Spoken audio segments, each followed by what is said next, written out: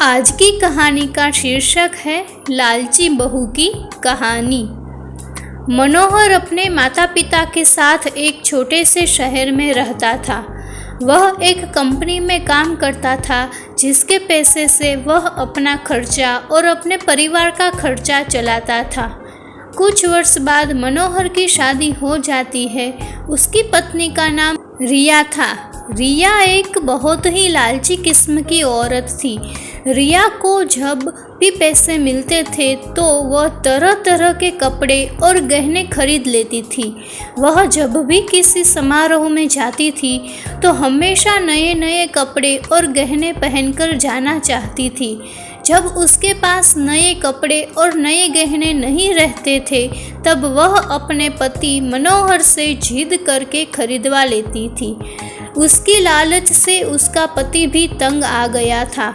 मनोहर रिया को हमेशा समझाया करता था कि हमारी कमाई इतनी नहीं है कि मैं तुमको हर समारोह में जाने के लिए अलग अलग तरह के कपड़े और गहने खरीद कर लाया करूं।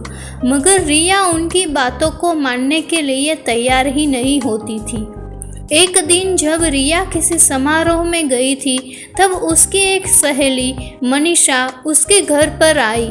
मनीषा ने रिया की सास से उसके बारे में पूछा। रिया की सास ने मनीषा को सारी कहानी बताई। मनीषा ने जब रिया को सबक सिखाने का सोचा तो उसने एक योजना बनाई। वह रिया के घर से सारा राशन लेकर चली गई और राशन के डिब्बों में अपने गहने और नए कपड़े लाकर भर दिए। जब रिया समारोह में से वापस आई तब वह किचन के डिब्बों में गहने देखकर बहुत खुश हुई। शाम हुआ। जब रिया खाना बनाने गई तब उसे राशन नहीं मिला। तब वे अपनी सास से पूछती है, सारा राशन कहाँ गया?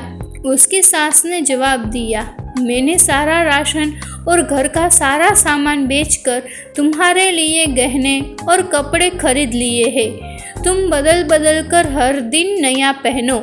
रिया बोली, मगर खाने के बिना तो मैं गहने और कपड़ों को क्या करूँगी? तभी उसकी सहेली मनीषा आई और उसने रिया को सब कुछ बताया कि यह तुमको सबक सिखाने के लिए किया गया था।